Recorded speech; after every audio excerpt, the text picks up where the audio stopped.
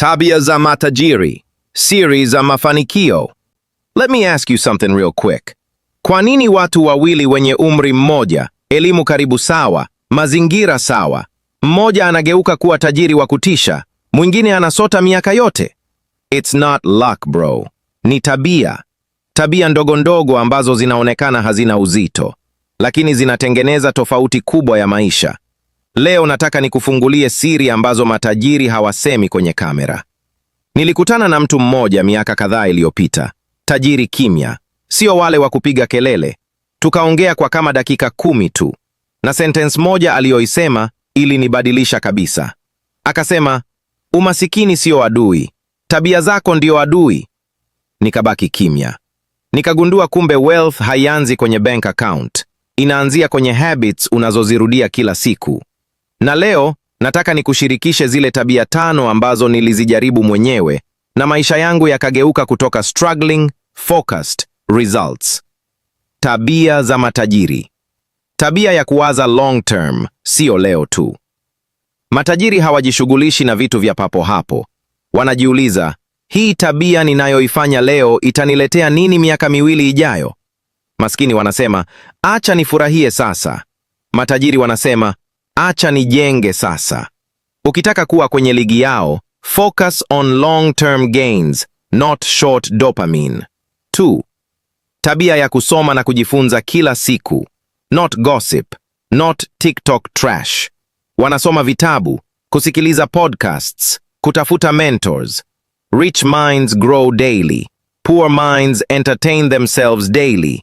Knowledge is the real capital, and it pays the highest interest. 3. Tabia ya kuishi below their means, hata wakikuwa tajiri. Hauonyeshi kila mtu pesa zao. Hawabadilishi lifestyle kila mara tu wamepata hela kidogo. Wanahifadhi, wanawekeza, wanaongeza assets. Maskini wakipata pesa, lifestyle kwanza. Matajiri wakipata pesa, opportunities kwanza. 4. Tabia ya kuwa na routine kali, sio kila siku kuamka kwa bahati. Matajiri wanacheza mchezo wao, sio wa dunia. Wana rutini ya kazi, kujifunza, afya, reflection. Wakiamka dunia inawafuata, sio wao kufuata dunia. Tabia ya kuthubutu bila kuogopa failure. Ukiogopa aibu, hutawahi kuwa tajiri. Matajiri wanapiga hatua hata bila uhakika.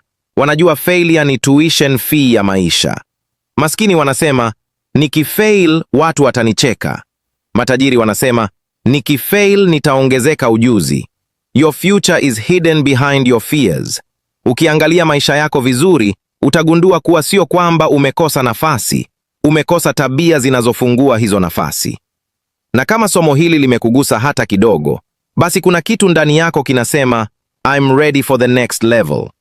Usipochukua hatua leo, mwaka ujao utarudia regrets zile zile. Kama unataka kuingia mwaka mpya ukiwa na ramani mkononi, ukiwa na tabia rasmi za mafanikio, na ukiwa na mwongozo wa hatua za kuchukua kila mwezi, basi jiunge na program zangu maalum za maandalizi ya mafanikio. Humo tutashughulika na tabia zako, mindset yako, mipango ya kifedha, growth plan ya mwaka mzima, na ujenzi wa identity mpya ya mtu anaye earn, sio mtu anayewaza tu. Kama unaona huu ndio mwaka wako wa kubadilika, link iko kwenye description. Join us. Tuanze safari ya kukupeleka kwenye life ambayo unajua kabisa unastahili.